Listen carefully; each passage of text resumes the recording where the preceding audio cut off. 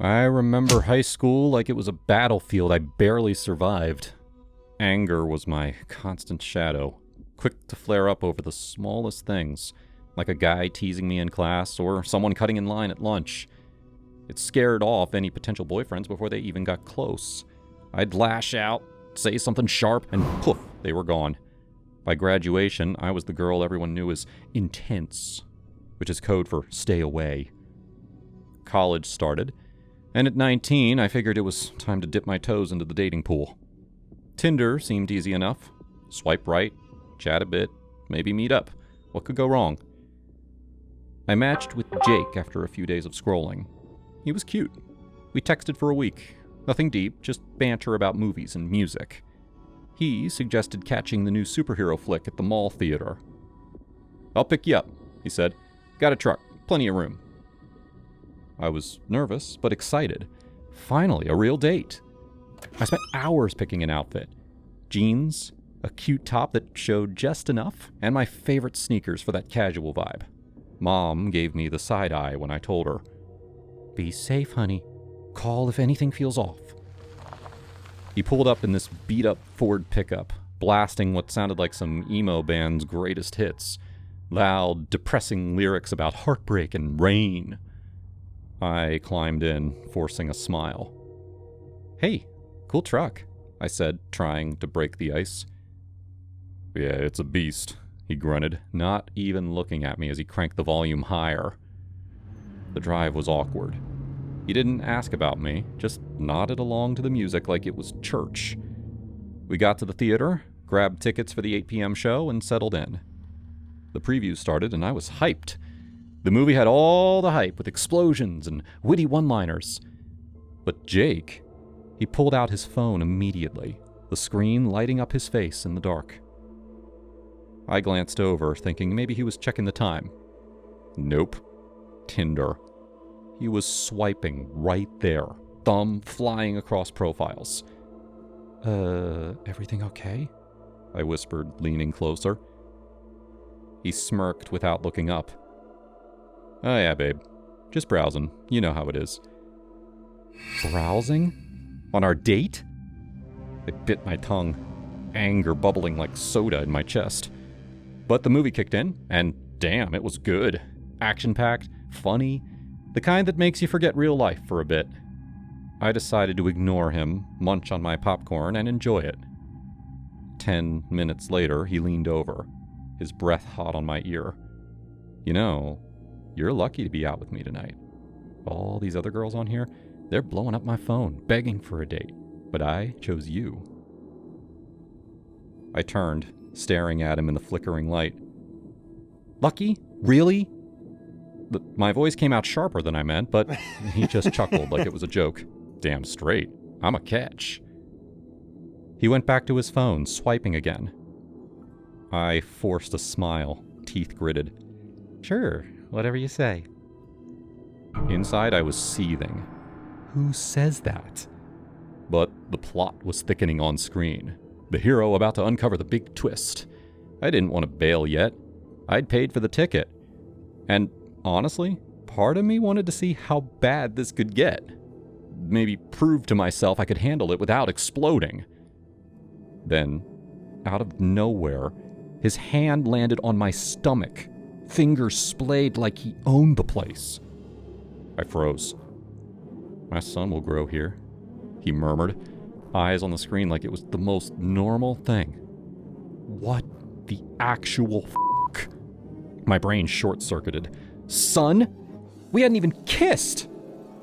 Rage hit me like a truck. Hot, blinding. I grabbed the back of his hair, not too hard, but firm, and slammed his forehead into the seat in front. "Ow! Hey, what the sh..." I hissed, smiling sweetly as heads turned. "Don't create a scene." My heart pounded, but it felt good, cathartic, like releasing a valve. I excused myself calmly. "Gotta hit the bathroom. Be right back." I didn't go back.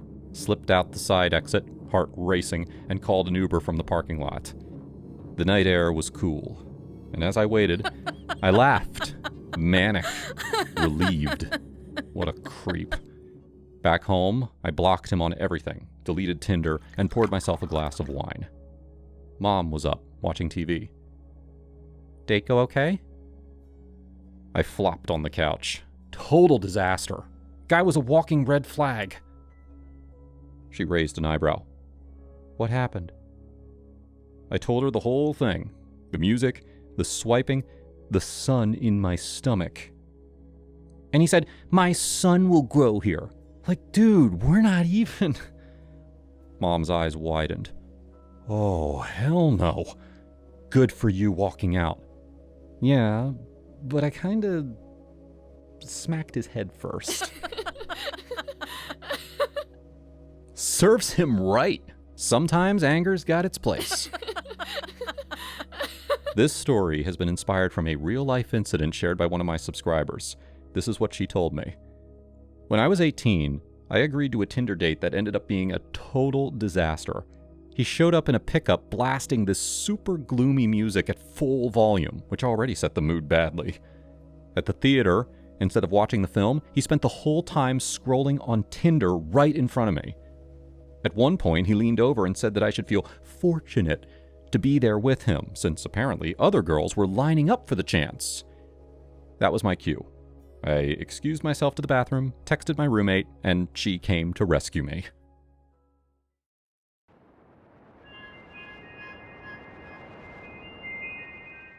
I had just stepped out of the bathroom in Jamie's apartment. My bare feet padded softly across the worn wooden floor. It was mid-afternoon, and sunlight was slanting lazily through the blinds, striping the walls like prison bars. Jamie called my name from the doorway. Ava!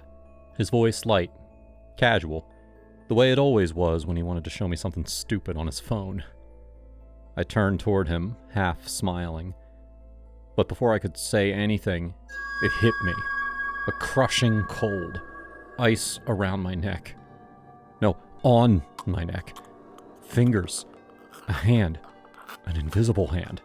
It clamped down tight. Fingers digging into my throat. Thumb pressing hard against my windpipe. My voice died in my mouth.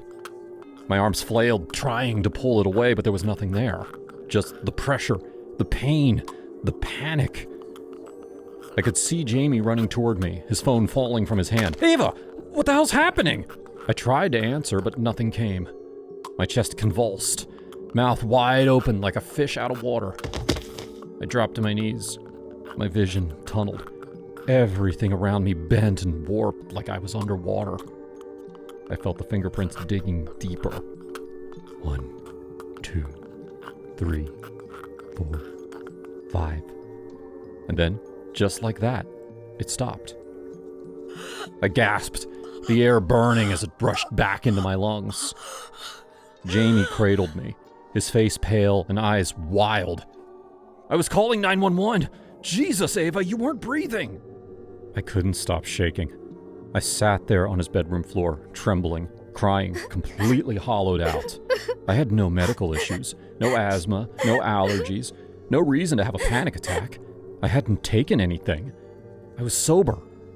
It made no sense. Except something about the cold, the fingers, the intent behind it. It didn't feel like a random attack. It felt personal. I didn't tell Jamie what I felt. Not at first. Not about the cold fingers, or how I knew they were female. It sounds crazy, I know, but there was a feminine rage in that grip. Something bitter. Something betrayed. A few days later, I got curious. Jamie had always brushed off his past relationships like they were footnotes, but I started asking questions. She was just intense, he said when I brought up his last girlfriend. 5 years. We grew apart. Her name was Emily, right? I asked, acting like I didn't already find a crumpled photo of them in the back of his drawer. He froze. Who told you that? You did, I lied. I didn't push further that day, but I did some digging. She died 3 months ago. Car crash, just outside Albany. She had swerved off a dry, empty road and slammed into a tree. Died instantly. Her obituary was filled with empty, cheerful words, like someone was trying to erase her with politeness. What struck me was what Jamie never said. Never a word about her death. Not once. And when I brought it up, that was a weird time, he said quietly. We hadn't spoken in months. But you were together for 5 years. People change. I kept dreaming about her. I never saw her face, just felt her presence. Cold air creeping in from the corners, doors creaking open on their own. Her voice, raspy but mocking, whispering from behind mirrors and closet doors. I tried to tell myself it was stress, hallucination, guilt by proxy. One night, I heard crying coming from the bathroom. The door was locked, the lights flickering. Jamie wasn't home. I banged on the door. Who's in there? No answer. Just sobs. Then silence. When the door finally creaked open on its own, the mirror was cracked. There was no one inside.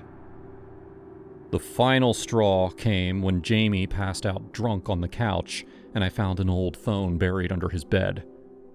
It was her phone, Emily's. The wallpaper was still their selfie. The last message she sent read, "If you ever lie to me again, I swear I'll haunt your next girlfriend until she chokes on your bullshit." I dropped the phone like it burned me. I was done pretending this was coincidence. I confronted Jamie that night. You lied about her death. He didn't even flinch. What do you mean? You said she swerved, but I read the police report. There were no skid marks, no sign of braking. Her car just turned. His expression hardened. I didn't lie. Yes, you did, I whispered.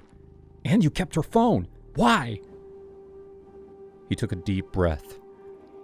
Because she wasn't supposed to die. What the hell does that mean? We had a fight. I told her it was over. She screamed at me, said she'd never let me be happy. Then she left, and I followed her. I just wanted to talk.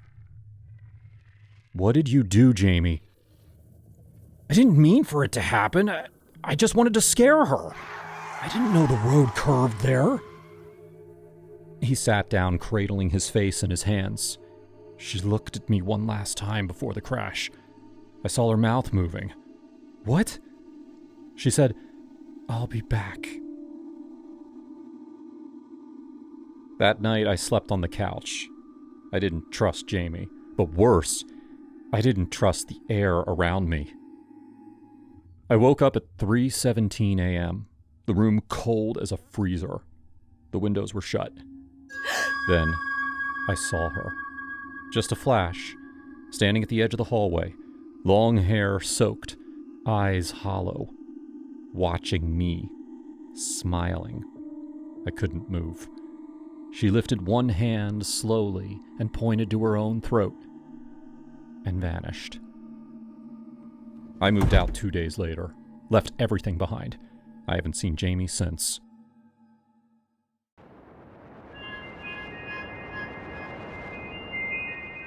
Me and my buddy, Jake, both fresh out of college and in our mid-20s, had this tradition of hitting the trails in northern Georgia every fall. We weren't hardcore survivalists or anything, just two guys from Atlanta trying to escape the grind of entry-level jobs and city noise. Jake was the planner, always mapping out routes on his phone, while I handled the gear, packing way too much beer and not enough sensible shit like extra socks. That October weekend, we picked a trailhead deep in the Chattahoochee National Forest, about 4 miles in from the parking lot. The leaves were turning that fiery red and orange, crunching under our boots as we trudged along. Man, this is living, Jake said, slapping a mosquito off his neck. No bosses, no emails, just us and the woods. Yeah, until we get lost and end up on some true crime podcast, I shot back, laughing. We bantered like that the whole way, talking about everything from our dating lives to how we'd quit our jobs if we won the lottery. Jake was nursing a breakup. His ex had ghosted him after 3 years, and I was dealing with my own crap, like figuring out if I even liked my marketing gig. The trail wound through thick pines and over rocky streams, and by the time we set up camp in a small clearing, we were beat but buzzin'. We gathered firewood, started a blaze in the pit we dug, and cracked open some cans. Dinner was basic. Hot dogs roasted on sticks, chased with whiskey from my flask. The temperature had been mild during the day, but as the sun dipped, it plummeted. Mid-fall in Georgia usually means sweater weather, not this Arctic bullshit. Dude, it's gotta be dropping into the 20s. I muttered, zipping up my sleeping bag tighter. Feels like we're in freaking Alaska. Jake poked the fire with a branch, sparks flying up. You wussy. This is what makes it memorable. Remember that time in college when we camped by the lake and it rained all night? We survived that. Barely, I grumbled. My tent leaked like a sieve. We laughed, the heat from the flames warming our faces as we swapped stories. Full bellies and the crackle of the fire lulled us into sleep pretty quick. I dozed off, staring at the stars peeking through the canopy, thinking about how peaceful it all felt. I woke to something tapping my foot. Not hard, just insistent. My eyes snapped open, and there was Jake, silhouetted against the dying embers, holding a stick like it was a lifeline. He didn't say a word, just nodded toward the fire. I followed his gaze, and my heart slammed into my ribs. 2 wild boars, massive, shaggy beasts, were rooting around the coals, kicking up dirt and snorting like they owned the place. One was easily 150 pounds, tusks curling out like scimitars. The other a bit smaller, but no less mean-looking.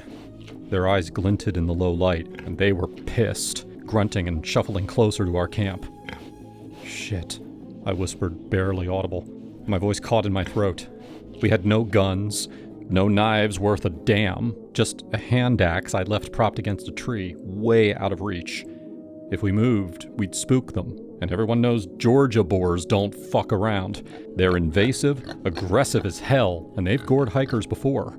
One wrong noise and we'd be shredded. Jake's face was pale, eyes wide. "Don't move," he mouthed, easing back into his bag. We lay there, frozen, watching them. The bigger one snorted, pawing at the ground where our food scraps were buried. "What if they charge?" I hissed, my pulse thundering. "They won't if we stay quiet," he whispered back, his voice steady, but I could hear the fear. "Just wait it out. Fire's almost gone. They'll lose interest." Time dragged like molasses. An hour felt like eternity. The cold seeped into my bones, but sweat beaded on my forehead from the tension. The boars circled the pit, tusks scraping roots, their breath puffing in the frigid air. One bumped the logs, sending embers scattering, and I nearly pissed myself. "Jake, man, this is bad," I murmured. "Remember that story about the guy in Atlanta? Boar tore his leg open." "Shut up," he snapped under his breath. "You're gonna jinx it. If they come at us, grab for the axe. I'll distract." "No way," I replied. "We're both getting out of this." We kept whispering like that, low and urgent, sharing stupid plans that'd probably get us killed. It was surreal. 2 grown men reduced to statues, praying to whatever god watches over idiots in the woods. I thought about my mom back home, how she'd freak if she knew. And Jake's ex? Bet she'd feel bad now. Finally, as the fire sputtered to ash, the boars lost interest. The big one grunted one last time and then trotted off into the underbrush, the smaller one following. We waited another 10 minutes, hearts pounding before sitting up. "Holy fuck," Jake exhaled, rubbing his face. "That was too close." "No shit," I said, laughing shakily. "We almost became boar chow." We rebuilt the fire with trembling hands, talking through the adrenaline crash. "You think they smelled us?" he asked. "Probably the hot dogs," I replied. "Lesson learned. Bury the scraps deeper next time."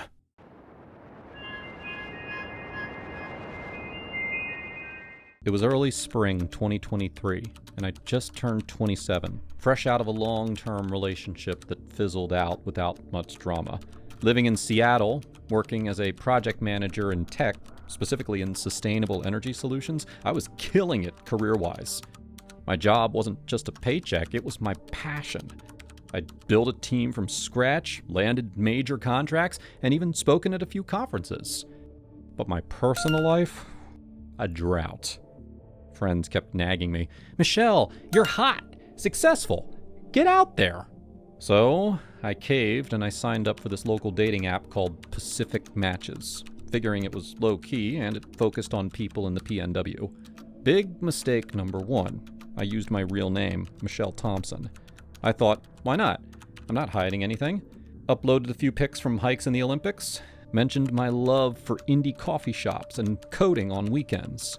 Within a week, I had a few decent chats going. Then came his message.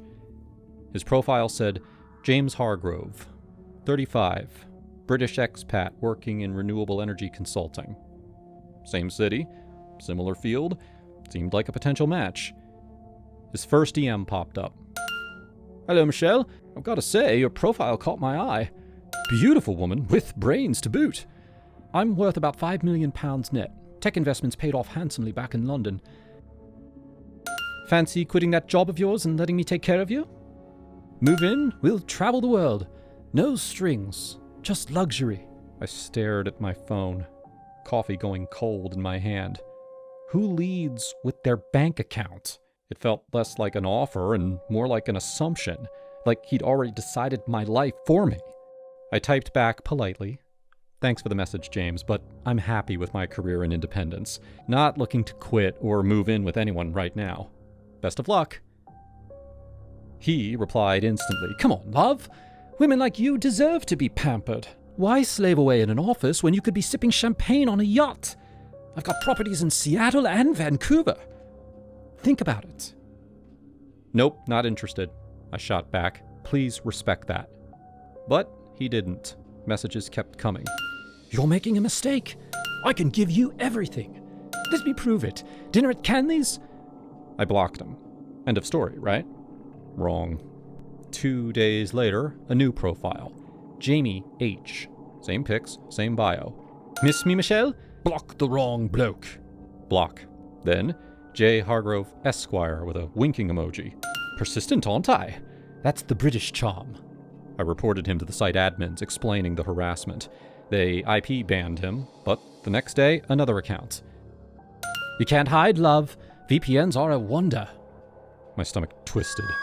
This wasn't funny anymore. I deleted my entire account, figuring that'd cut him off. But nope, he found my Instagram. I use it professionally, posting about green tech innovations, networking events. Suddenly, likes on old posts, then DMs. "Saw your TEDx talk. Brilliant. But you'd be even better at home with me." I blocked him there too, but he popped up under alts. Twitter, same thing. LinkedIn, for God's sake. He commented on a post that I'd made about a job opening for a junior analyst. "I'd apply, but only if the boss is as stunning as you." I confided in my best friend Mia over wine at her place. "This guy's unhinged," I said, showing her the screenshots. "He's British, on a work visa here, but acts like he owns the city." Mia leaned in, eyes wide. "Michelle, that's stalking. Change your privacy settings. Report him everywhere." "I have," I sighed. "But LinkedIn's public for job stuff. I can't lock it down completely." The job posting was still up. I'd hired someone weeks ago, but forgot to remove it. Sloppy on my part. Then, one Tuesday morning, my receptionist buzzed me. "Ms. Thompson, there's a James Hargrove here for his interview. Says it's with you." My blood ran cold. I peeked at the security cam feed on my computer. There he was, in a sharp suit, smirking at the front desk like he belonged. Tall, dark hair, that posh British accent probably charming the pants off everyone. "Tell security to escort him out," I said, my voice shaking. "He's not scheduled. He's a stalker." Our guard, Mike, marched down. I watched on the feed as Mike confronted him. "Sir, you need to leave. No appointment."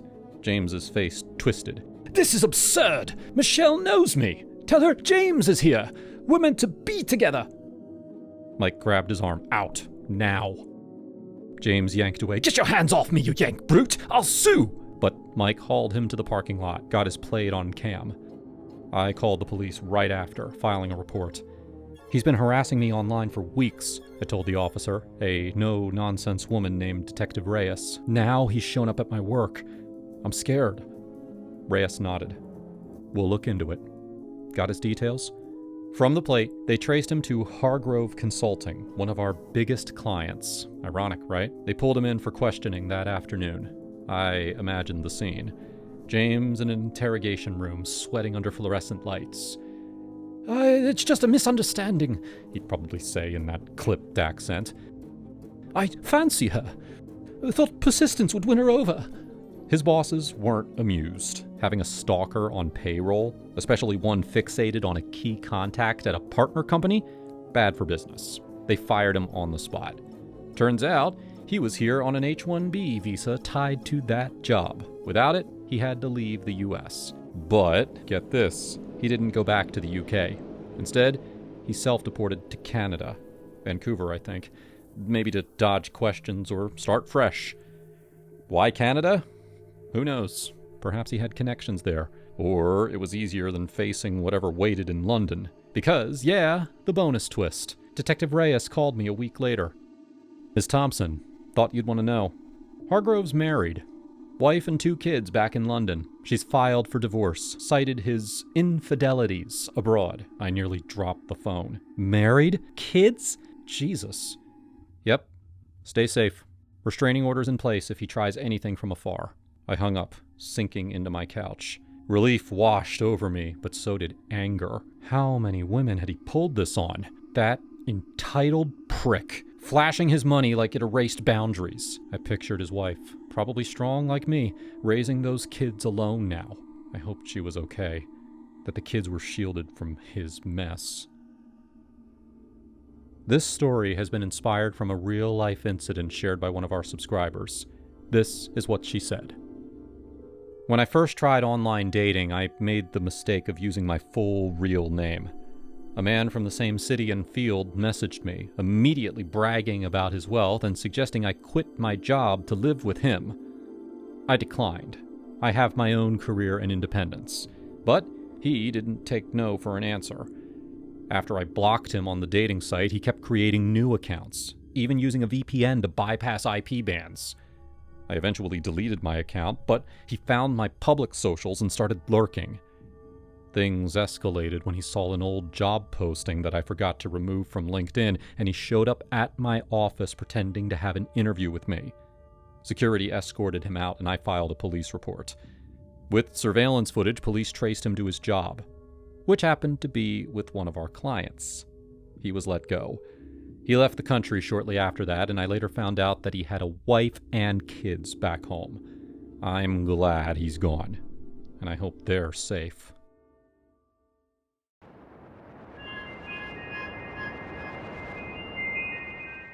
Sometime last year, I started dating this guy named Steve. He seemed perfect. He was handsome and caring, and he had a lot of money. I felt really comfortable with him. The only problem was that I wasn't being completely honest with him about my past. I met him right after I had moved to the city to escape my crazy ex-boyfriend Miguel. I went through hell in my last relationship and really had trouble talking about it with anyone.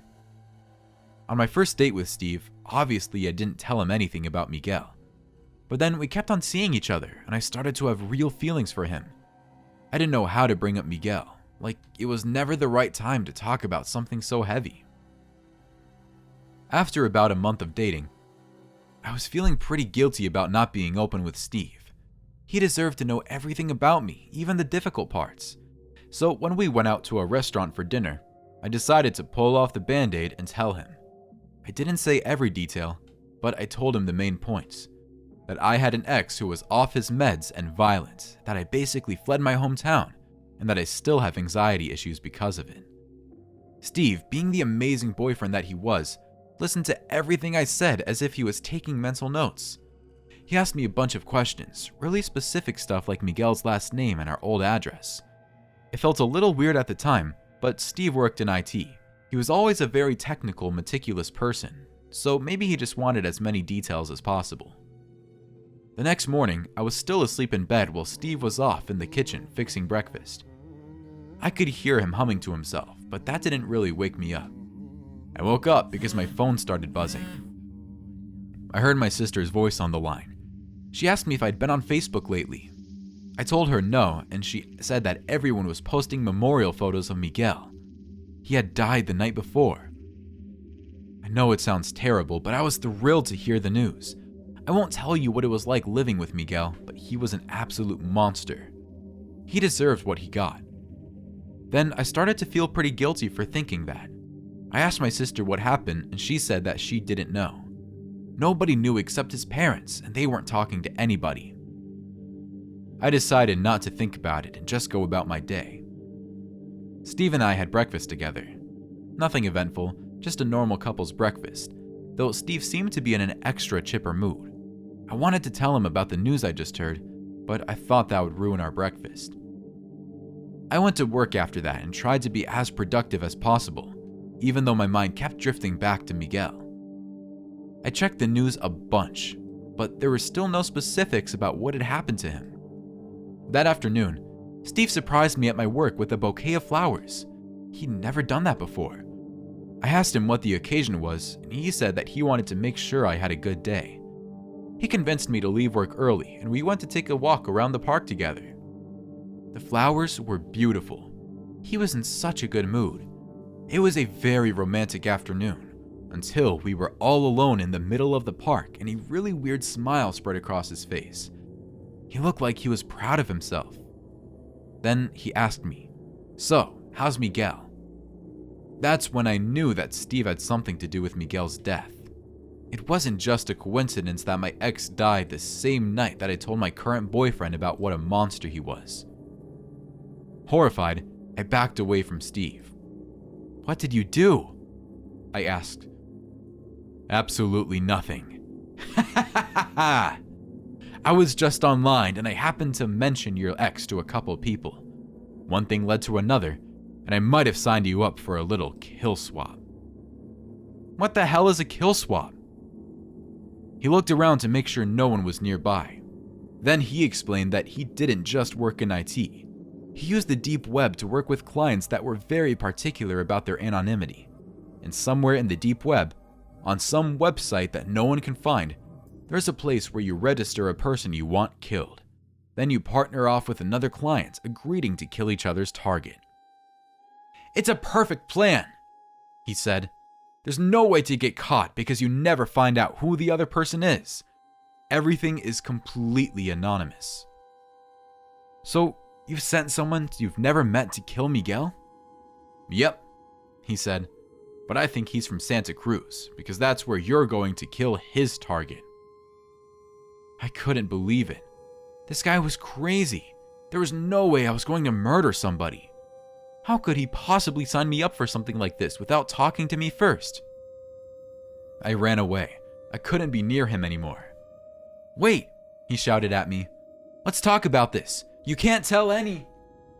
I didn't hear the last part of his sentence because I was too far gone. I ran all the way back to my car and hopped in. The bouquet Steve had given me was on the car seat. As I drove away, I threw the bouquet out the window. I didn't want to be near them. But when I looked down in my lap, I saw the card that had fallen out of the bouquet. A street address was written on one side, an address in Santa Cruz. I knew what I had to do. I drove straight to the police station and showed them the address. I explained everything that Steve had told me, even though I barely understood any of the deep web stuff he was talking about. But when I said the words kill swap, the officer flinched. He was looking at the card at the time, but he threw it back at me. "I don't want to see this. Take it away." "Too late," I told him. "You saw it. Now whoever lives at that address is in danger. Can you help this person before he's killed like Miguel?" The officer took a long, sad breath. "Whoever lives here is already dead.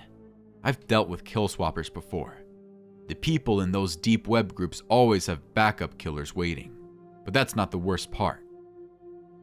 I was afraid to ask.